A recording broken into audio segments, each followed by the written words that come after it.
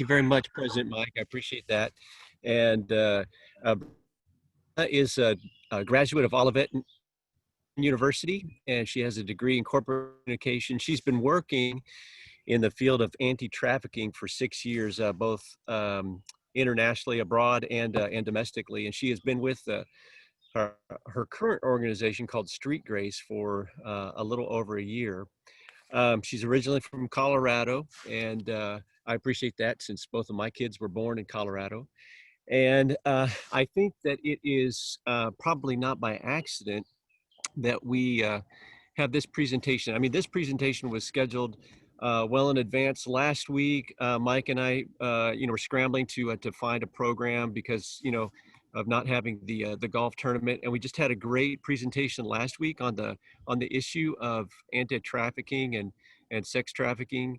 And so I think this is a great opportunity, and it was obvious, I would say, as we listened to Essie's presentation last week, that this is an issue that's of great concern to Rotarians and to this Space Center Rotary Club. And so I'm really pleased to have Brianna here today. She has we've been partnering with Street Grace and with Brianna in our own church, and just very appreciative for what they're doing. So without any further ado, I would like to turn it over to Brianna. Thank you so much, Steve, and I'm really thankful to be here with you guys. Mike, you did get my name correct. I know that's a tough one, and I'm just so thankful for the opportunity to be here in the meeting with you, even if it is virtually. I know that that isn't ideal, but I'm thankful for the technology that allows us to connect with each other when we are all across, different parts of the city and maybe across the nation. And so thankful that we're able to use tools like Zoom to continue our mission as well as the mission of Rotary. So the best way for me to share with you about my passion and the work that I do with Street Grace is I'm going to use a little bit of a visual aid. So bear with me for just a moment. I'm going to share my screen with you, and hopefully that will be the best way to convey this information. Okay, give me if you're muted, just give me a head nod or a thumbs up if you see Street Grace on the screen. Okay, we are good to go. So I have been with Street Grace for a year now. We are an anti-trafficking organization that has been around for over a decade. Our main office, our roots are in Atlanta, Georgia, and we've recently expanded to a couple of places across the United States, and we've been in the greater Houston area for just over a year now, and I have been with Street Grace for a year as well. But my journey in the anti-trafficking world started abroad in Southeast Africa, and then I was able to come here to Houston to work with a restorative care organization in North Houston called Redeemed Ministries, in a safe house for adult survivors of sex trafficking. And what I love about Street Grace really does just start with our mission. It's pretty simple. We want to end the demand for the commercial sexual exploitation of children, which is really just the way that us in this space refer to sex trafficking or exploitation of minors here in the state of Texas. And our vision is a world where all children are free from sexual exploitation. And it really breaks my heart that we live in the United States of America, right? The land of the free. But for so many people, that is not their reality. They are not living free for many men and women across this country. And I feel that we have a moral obligation to protect our most vulnerable population.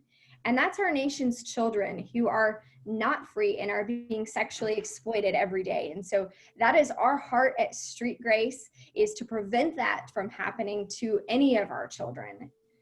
So what is CSEC? So CSEC is just a lengthy acronym for the commercial sexual exploitation of children. So keep in mind that this is any sexual activity. So this isn't just a traditional physical in-person sex act. This also includes things such as photos or videos, pornography, that type of thing, with a minor for which something of value is given or promised. So we traditionally think of sex work, whether that's exploitation or legalized sex work, or what we think of when we think of prostitution or something of that nature, as a sex act in exchange for cash. And yes, it very well is that in some circumstances when we're talking about minors. but frequently it can be something else besides cash. It can be a photo in exchange for lunch, for Whataburger, for Chick-fil-A. It can be a video in exchange for a substance, for drugs, alcohol, something that a minor can't easily get their hands on. Or it could be a place to stay. We see this a lot in our runaway population. Students are vulnerable no matter where they live, what background they come from, what socioeconomic group they belong to. But there definitely are certain populations of our youth here in the greater Houston area that are at increased risk. And one of those is any child that has come through the child welfare system. And so that's where we most frequently see runaways, and those children are walking around with a target on their back for CSEC because they need a place to stay. They need food in their bellies and a shelter over their head. And so we have to expand our view of what sexual exploitation is beyond just a sex act to include photos and videos, and also understand that this could be a sex act in exchange for a pair of Nike shoes, or for a child to get their nails done or something of that nature. And if we don't think outside of those narrowly focused definitions, we're going to miss some of the children that are in a great deal of pain in the circumstance that they're in, and they're just hiding in our plain sight. So in Houston, we have a large problem. I think that most of us have probably heard about the sex trafficking issue that we have here in Houston. And it's true that we do have a massive problem, but the good news is we're actually leading the nation in our efforts to fight sex trafficking. Other cities are using Houston as the model, the way that we are interacting with law enforcement, that organizations, nonprofits, businesses, faith communities, and schools are partnering to keep our kids safe, the way that our DA's offices function to prosecute offenders of sex crimes. All of these things are a way that is years ahead of many other states in the United States. So yes, we have a massive problem, but we're doing great work in this area. But we have so much work to do. As you can see from the numbers, these came from a University of Texas study that was put out in late 2018. So they're very recent, but I want you to keep in mind, not only when you are hearing my presentation today, but when anybody is sharing facts, statistics, data with you from human trafficking, keep in mind that these numbers are always going to be modest.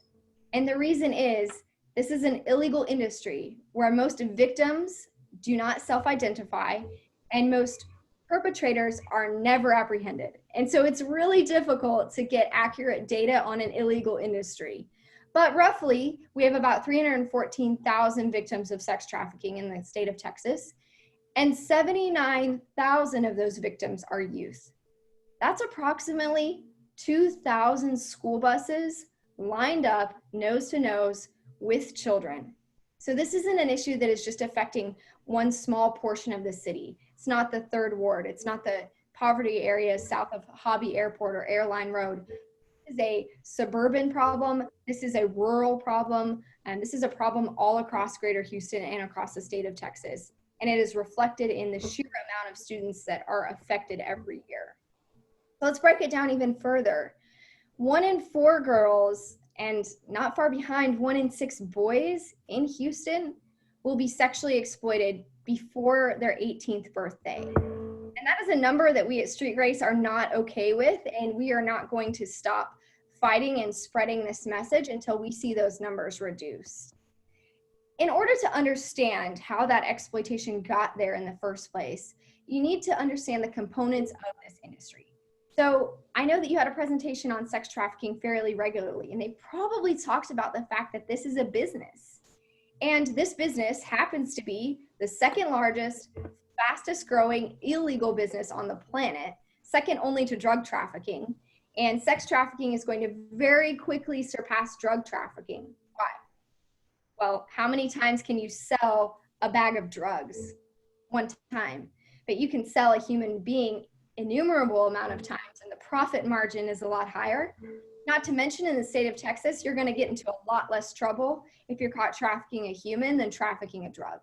We're also not okay with that and doing work to change that. But this industry operates on the simple principles of supply and demand. This is just basic economics. So who's our supply?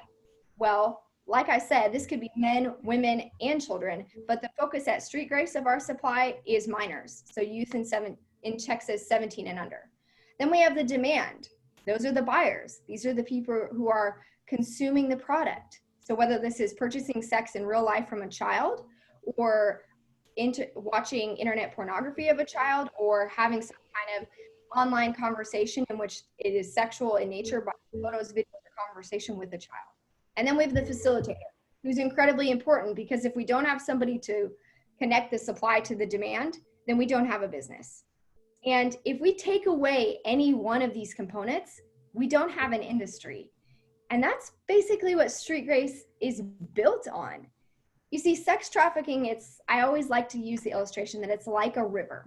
There is no one way in sex trafficking, and there's no one way out. But a river starts at the headwaters somewhere, usually a little trickle, a little stream. I've seen headwaters many times in my life, hiking and living in the mountains, and it's just a small little bit of water that comes out. But as it grows, it branches off in different directions, and it grows larger, and there's lots of twists and turns. It can dump into a large reservoir or even into the ocean. And historically in this space, our time, our money, and our efforts have all gone to sort of containing that river or that ocean and providing remedies for those people who've already been affected.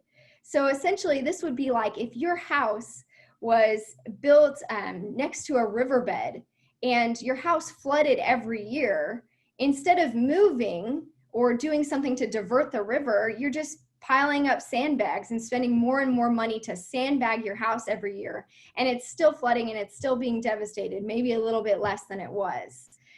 But instead, the more logical thing, if you really want to stop that from happening, is go to the headwaters, go to that little trickle of water and divert it. And so that's what we're all about at Street Grace. We believe that that work to provide services to those who are already exploited, to survivors. I worked in a safe home that provided those incredible services. That has to continue, but that's not going to solve our problem. The only way we're going to solve this, I don't know that it's right to say epidemic levels or pandemic levels at this point, but this worldwide problem of sexual exploitation of our kids is we have to go upriver. We have to stop this from happening in the first place before our children are ever damaged, before they're ever exploited. And we have to get a hold of the people that are doing the exploiting before it's too late. So we do that in a 3P approach. So this is just an easy to remember way that everything we do at Street Grace rests on one of these 3 pillars. So we have prevention and protection, policy, and pursuit. So prevention is exactly what we're doing today.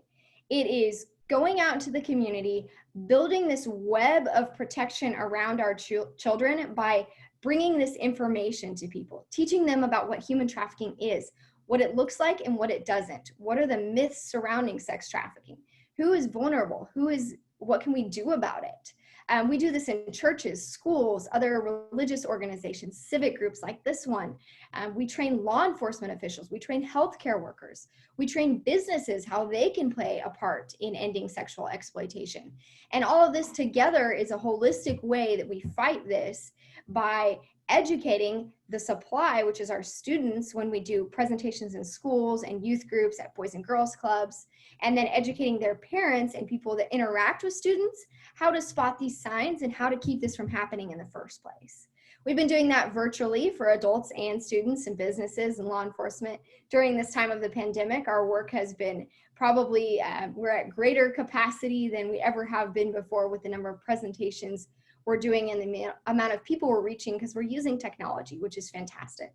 We do this on social media. We create curated content for teens that is specifically geared to get their attention. We're on places that are super relevant for young people like TikTok. We create animated videos to talk about hard topics like sexting and extortion and pornography. And we also have a website full of free resources. It's important to note that everything we do at Street Grace is free. All of our training, all of our materials, all of our videos. We have a full curriculum in Spanish as well because we know that is a huge need in the greater Houston area, and we would be foolish not to provide that to the Spanish-speaking community. So that is our prevention part of our pillar. So then we have our second pillar. This looks like policy. And then the state of Texas right now you are going to get into more trouble selling marijuana than you are selling a human being.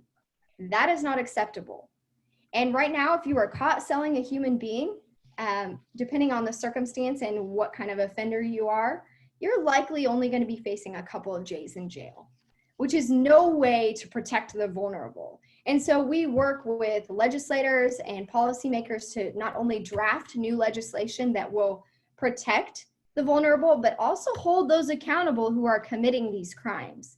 Because if our policy doesn't support what we're doing on the prevention end, we are not going to get anywhere. And although I said Houston is the leader in this space, as far as advancing the way that we collaborate and we work together and some of the output that is happening because of that, we're actually years behind when it comes to our policy. And so that's something that we're actively working on. We're teaching the community that, hey, you actually are influential in policy change. Let us show you how lobbying can do that, and let us equip you to make change in this area. So that's our second P, policy. Our third P is pursuit. So in this circumstance, we are actually pursuing the demand. So this is the buyers of sex. And law enforcement has been doing this for quite some time. They call them sting operations. So they will go onto the internet, they will post fake ads on websites that operate very much like Craigslist, but for sex.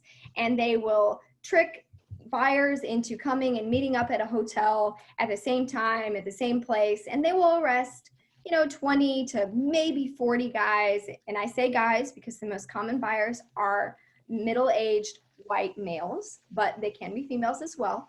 And so they'll arrest 20 to 30 guys in these operations. Great. Except for the fact that Houston is a city of 7 million people. That's a drop in the ocean when we're talking about the demand. And this is time intensive, it's labor intensive, it's very difficult on the officers that are doing these sting operations. And so we thought, there's got to be a better way. Let's get technology on our side. Technology got us into this mess. Let's redeem it. So we built Gracie. Gracie is a chatbot. She is a first of her kind artificial intelligence. And what Gracie is able to do is she is able to simultaneously chat with 10,000 potential buyers of sex on the internet without them detecting at all that she is not a real person. So we have about 180 unique profiles that we post across 15 to 20 sites, across 15 states where people are purchasing sex. And so Gracie has text message exchanges with that potential buyer. She can negotiate sex acts, time of day, location, price. She can send and receive photos. And when she has everything that she needs, she's going to send that buyer what we call our deterrence message. That message says something like, hey, John, this isn't who you think you're talking to. What you're doing is a crime, punishable by $100,000 in fines and up to 40 years in federal prison. Your name and your phone number and all of this conversation and photos you've sent are now stored in a permanent file accessible to state, local, and federal law enforcement. And so that buyer now, through our research, is much less likely to go to the internet to purchase sex from a minor. And that is one less child that was exploited that day because of our Gracie technology. But we don't stop there. We believe that sex buying, there's a root in something else, especially if you are intentionally seeking out sex with somebody who is a minor. And usually that root comes in some kind of a sexual addiction. So 24 hours later, that same buyer gets a text message from a different phone number, connecting them to local resources for help, where they can get professional counseling on sex addiction. They can attend a recovery group, or they can take a screening to find out if they do in fact have a sexual addiction, and lots of other resources where they can get help. Because until the folks that are perpetuating this demand get help, putting them in jail for as much time as we can get isn't going to solve the problem. Just like somebody who is addicted to drugs isn't going to stop their addictive behavior that is landing them in prison or jail until they get to the root of dealing with that addiction. It's the same thing with sex buying. And so we want to just not cover up the problem, but get to the root. So since Gracie was launched about a year and a half ago, she's been a part of over 100,000 text message exchanges that have prevented a predator from having sex with a child. We have gotten to be a part of conversations in the White House, the opening ceremony for the United Nations, and we've partnered with law enforcement, offering this technology to them for free in order to make their sting operations a lot more effective and a lot less labor intensive on their part. And so we are really, really excited about getting this technology into every single state across the United States. We are waiting on more funding to do that and more revamping to make Gracie more robust to be able to handle kind of all of that by getting more bandwidth. But that is our pursuit. That is how we are reducing the demand. So it's important to note when we're having this conversation, we often think that we are talking about protecting our little girls. Because they are the most vulnerable. And if you are a dad or a mom, you probably can't imagine anything worse than your child being sexually exploited by a predator. But this actually happens to boys too. And the most common way that we are seeing across the nation this happening to our young guys is through online gaming. So a predator will pretend to be another gamer. They'll build relationship with that guy. They'll offer them some kind of online currency so that they can have freedom from their parents and advance their status in the game. The only catch is they have to send them a nude photo or an explicit photo or a video. And if the boy does it a couple of times for that allure to get money in the game, then he'll get to a point where that predator is asking for things that the young man's not comfortable with. And that's when the predator says, well, you're going to send me those things, or else I'm going to expose all that you've done to your parents, to fellow gamers on social media, or I'm going to harm you or your family.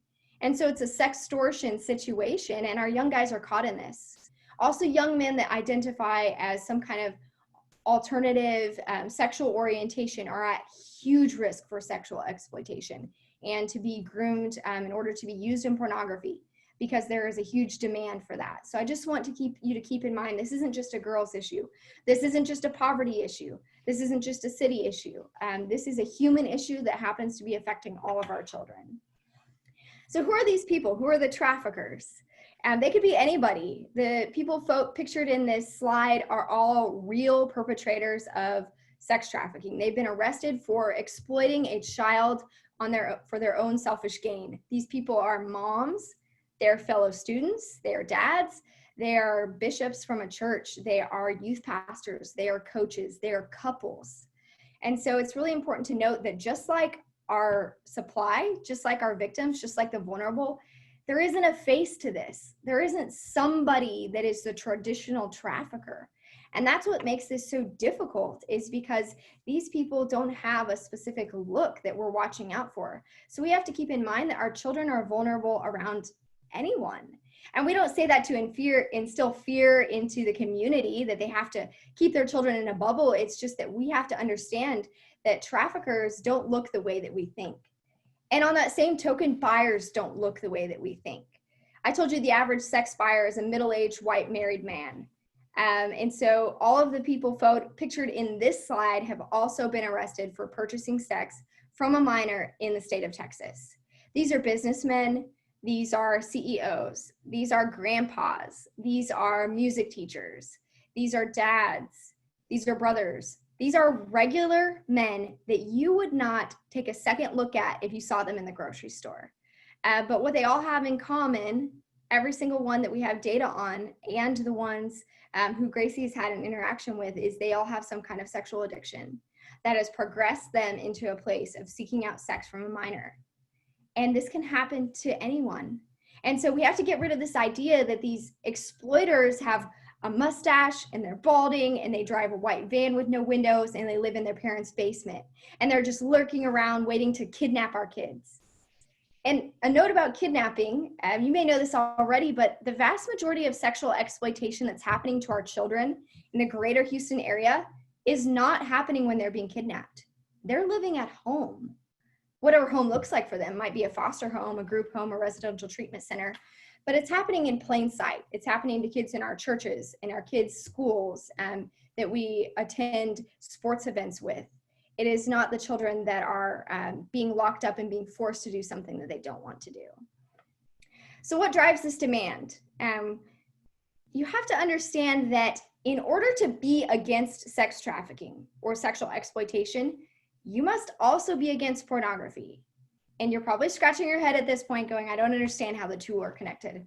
Well, pornography is actually what drives the demand for sex trafficking.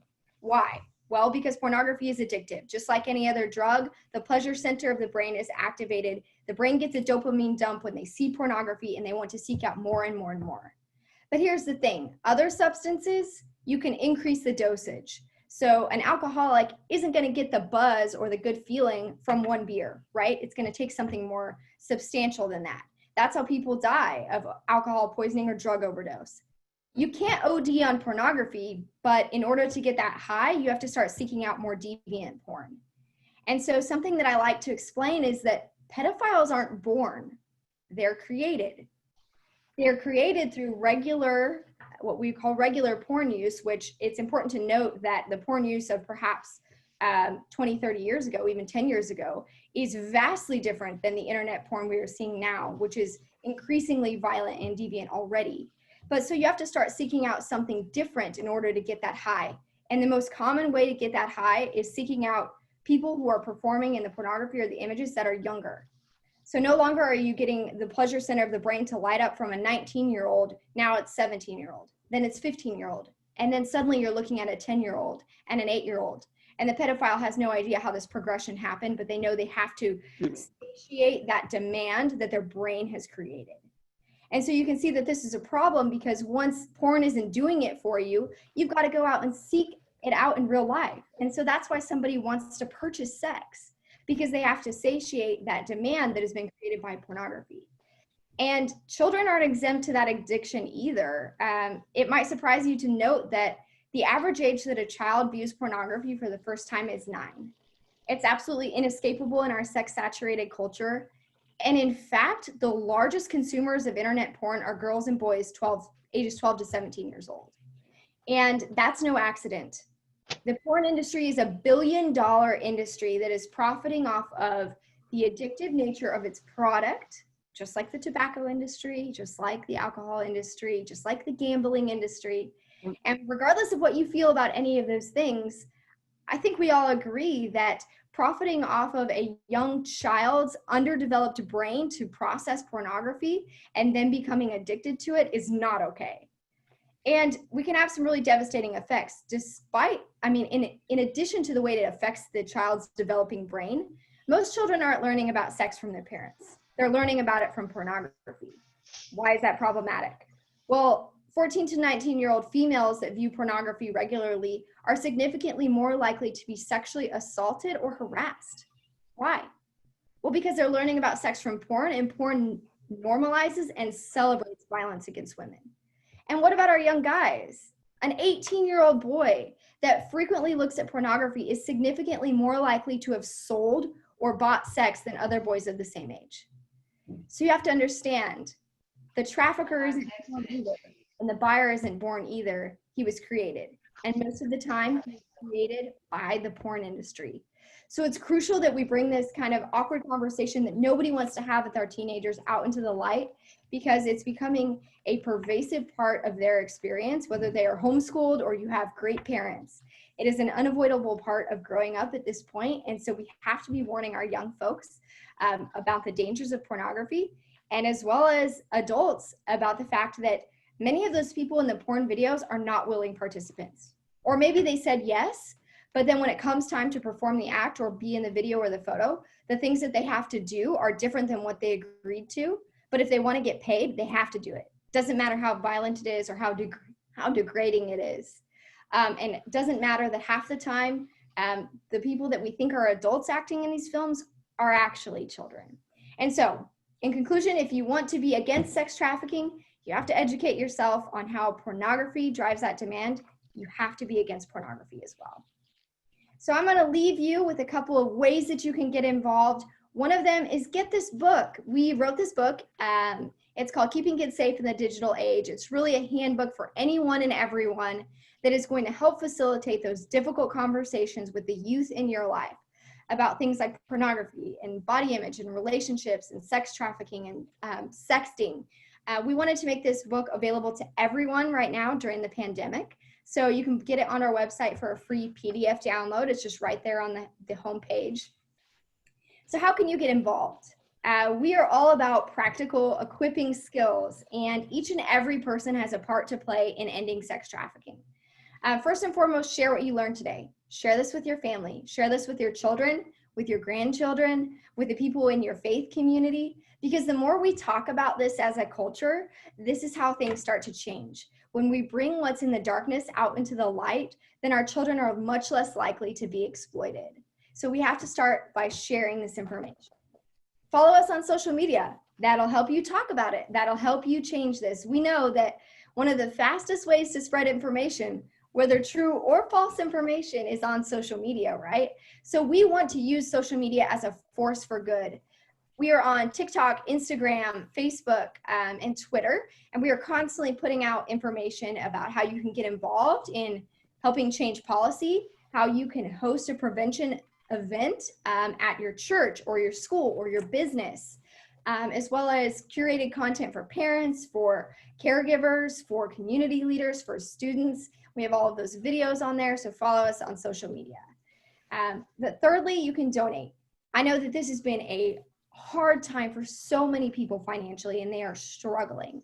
And so if that's you, block out what I'm saying. But if you have not suffered during this time, or you really feel like you want to get involved in this fight, then consider donating to Street Grace. Like I said, all of the things that we offer are free, but they're not free for us to produce. We want to get Gracie into all 50 states, so that states that have basically no services, places like North and South Dakota, Montana, Idaho, where children are being exploited and nobody is noticing, we want to get Gracie in there. We want to be able to expand our presentation base so that we can do Spanish in a variety of the cities where Street Grace is located. We want to create more video content in schools so that there can be self-sustaining anti-trafficking clubs in all of our high school and middle schools in the greater Houston area. But all of that requires finances. And so if you feel led to donate, you can do that on our website. Download those resources I talked about. The book is on there. On our resources tab, we also have information about different apps, what they do, why they're risky for students, talks about pornography. We have resources for adults and students. We have resources on online safety, how to volunteer, all kinds of great things on our resources tab. It's just streetgrace.org. And lastly, spread the word about online training that we're doing as well. We're going to continue to do these Zoom presentations for anybody and everyone who is interested to listen. So please spread the word. If you know somebody in your life who's being affected by sexual exploitation, I would encourage you to pull out your phone or just screenshot on your computer. Or if you forget, just Google the National Human Trafficking Hotline. You can make an anonymous report here 24/7, 7 days a week, 365. The text message number is to the same organization. Here's my contact information if you have questions about something that I talked about today. I know that it was just a brief overview of this human trafficking space and what we're all about, reducing the demand through prevention, policy, and pursuit. I would love to answer your question. I would love to talk with you about coming to speak to your group or your church or some organization that you're involved with. So please take down my email and my cell phone number, and there's our website as well. And that is all I have for you. Thank you guys so much for sharing your lunchtime with me, and I hope to meet some of you in person in another time. Thank you. Thank you, Brianna. We appreciate that. What a wonderful presentation. We enjoyed it very thoroughly. And we have a few questions, maybe. If anybody has a question, let's just take a few. It's 1 o'clock. So does anybody have a question to ask Brianna while we have a few minutes here? Brandon, I might just mention, I was really interested in your app and the way that you trace back to the buyer and present that stuff. And, you know, the first time I ever saw anything like that was Ashton Kutcher's, his deal Thorn. And my understanding is that they developed software to mine back even and find these people. Is that some of what you're doing too? Or how is that type of initiative still working? Yeah, so Thorn's organization is fantastic. They really are. For those of you that don't know, Ashton Kutcher and Demi Moore got together, and obviously Thorn is well funded. And so they've been able to be essentially a technology organization that is fighting trafficking that way. And some of what they do is getting child porn off of the internet. They're able to do some sophisticated IT stuff when it comes to removing child sexual abuse material on the internet, as well as source where that abuse material is coming from and where the buyers are coming from. And so we do sort of similar things, and we have a similar mission, but we just do them in different ways. What Gracie's main focus is, originally it was to create research. Like I said, there's not a lot of research out there on this illegal industry. And so we were able to track where these buyers are coming from, what city they're logging onto their computer or their phone from. And we keep that in a database where we're able to monitor trends in sex buying across a variety of platforms. We're also able to keep that information and provide that to law enforcement. I've actually had a great conversation with the first assistant in Galveston County, and we're also working in Montgomery County and partnering with them to do law enforcement operations where buyers would actually be apprehended, which we've done before in a couple of different states. And we're working on more technology where we could be pending more funding that we would be specific. So we could say something like, Bob, does your employer at Pizza Hut know that you are buying sex from a minor? How about your wife, Robin? Something like that. So we are looking for more targeted ways to sort of make Gracie more robust in order to reduce this demand. And then also that developing that part even more. We just recently relaunched our new sexual addiction website where every single state in the United States, you can click on it and you can find a list of resources to get help for sexual addiction no matter where you live. This is Mike Hugler. I don't know if you guys want to hear of a local incidents of this, that I can do it very briefly, that happened about 3 years ago. And it was very disturbing, and I know dearly the person that was brave enough to bring it forward. And if you want to hear it, I can tell you right quick.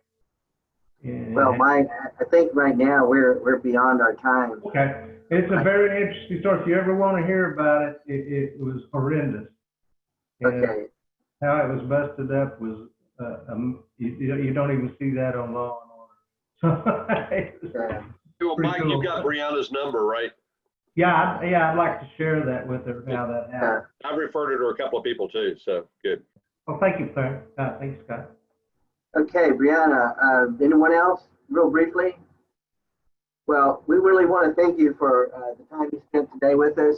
It was wonderful, and it's a great follow-up from our last week. And so I think our club is really getting a lot of good information for areas where we can contribute and be a part of this, so to stop it. So we want to thank you, and typically I would give you a book to sign, but because we're doing what we're doing, I can't do that. But we typically give a book, and we ask our speaker to sign it. We put it to the Whitcomb Elementary. So if we can put this package together, we may try to get you a book and what it'd be for, just to sign so we can put it back in. Yeah, I'd be happy to. Thank you. So anyway, we appreciate it, and we look forward to hearing from you again. Brianna, where do you live? I live in Northwest Houston, sort of near Spring Branch. Oh, okay. I saw your number. I was curious if you were out of state. Cell phone number, yes. Okay. So we're going to, next week, we're going to have Molly Rainey with the Houston Welcomes Refugees Day here. And that'll be a great program also. We're going to do the introduction of the new board and directors. We're going to hand out certificates and pins to our newest honorary members, Adrian Sun, Carol Sachs, Jim Sweeney. And we're going to pass out our Paul Harris pins and then hand out any checks that from our beneficiaries that we need to. So everyone, please go out and do likewise. Good day. Hey, Mike, how are we handling what are we doing? Food at a buffet or what? Okay, so next week, and we'll be getting this out to everyone. Next week, we'll have it, and I've asked that we do a sit-down serve. So we'll have an entree. Everything will be served to the table. Everything will be according to the guidelines for restaurants. We'll send out kind of like the seating is the right distancing, the software and the things they put on the table, the hardware for the eating utensils will all be taken care of. we want to make sure that we, if we feel uncomfortable, we don't go. It's like Scott Hootenanny. If you don't feel comfortable, don't go, because we don't try to force anyone to do anything they're not comfortable with. And that's why we're having it via Zoom. So you can zoom in and you can see what we're doing, and may make you feel more comfortable to join us the following week. But again, this is something that is going to take place, and there are guidelines. If you feel like you want to wear a mask, you can wear it, but don't be like Walt Huff and try to cut a hole in your mask and eat through your mask. No, you can take your mask off while you're eating, but if you want to bring one, and that'd be great. Melinda, are we packing packages that day or doing anything as far as stuffing boxes? I don't know. Are you going to ask for reservations? No, we have the capacity there is 48, and that's 25% of their total capacity. And so we have typically no more than 48 members come and eat, and we're averaging about 40 to 45 at the Zoom meetings. So I think the Zoom is being really great for us. It does as good as what our meals do, but having the Zoom with the meals will increase our participation, participation of our club, I believe. So yes, we will eat there, and it'll be a sit down, self-serve. We will have Molly Rainey with the Welcomes Refugees there. And anyway, so does that answer your question, Bill? What about the cost? Like I said earlier, is that the cost is going to be $17 and a $5 room fee. After my year, then we're going to, with the billing, send out the new invoicing, which will be, you'll be invoiced your membership, which is remaining the same. You'll be also getting, want you to buy your meal tickets for the shrimpery. That there'll be some money in there for that. Our Rotary International tickets that we want to purchase, you have a chance to go ahead and pre-buy that. So there's options in that ticket. I'm just talking about next week, Mike. Let's concentrate on next week. Okay, well, next week there's nothing different. You'll be there taking money. $17 and then $7 room fee. Yes, Okay. there's nothing different. And what Hey, about Mike? what about visitors? Are visitors allowed? Yes, it's going to be a normal meeting. All right. Anybody that wants to come, they can. Visiting Rotarians, all the payments will be the same. The money will be taken the same way. Okay. There'll be no difference whatsoever, other than we have to go by the guidelines. Okay. Mike, Yes, sir. I think Brianna's still online. I think we owe her a rounding applause for she did a phenomenal presentation. Oh, I agree. Absolutely. Very well done. Thank you, Brianna. Hey, Mike, Yes, sir. is that strategic planning meeting, is that on Wednesday night? Well, 10th? the strategic planning meeting, that must be something that we can do. I think I'll let Raymond speak to that. That's something that he's talking about doing with his new directors and board, I believe. Is that right, Yeah, Raymond? the strategic meeting is at 7 o'clock at my house, and that invitation was sent out with a phone call made. So yeah, 7 o'clock Wednesday. Okay. Sorry for the confusion. Somebody said something about it being tomorrow night, and that's not tomorrow. I said I Thursday. want to make sure. It's Wednesday night, correct? It That is is Wednesday. correct, Wednesday night. Okay, and there's not a directors or anything meeting Tuesday night. No, there's one tomorrow morning, Mark, 7:30 tomorrow morning. We have a Okay, director's just making meeting sure. tomorrow morning at 7:30. You should have gotten an invite, a Zoom invite. Raymond, have you sent the Zoom invites yet for tomorrow? Yes, I sent out a Zoom meeting. Okay, and you should have got the agenda also from Delia. Yes. Okay, just Raymond, do you need us to bring any kind of refreshments or anything? Yes, we'll have virtual breakfast for you guys. Oh, is this a virtual meeting? We're not. Is Oh, this no, you're talking about the meeting on Wednesday. Yeah, we'll have hors d'oeuvres and wine. Do we need to virtual help you with breakfast that? on Wednesday night? Yeah, do we need to help you with that? No, we got it all covered. Okay, Well, okay. Okay, guys.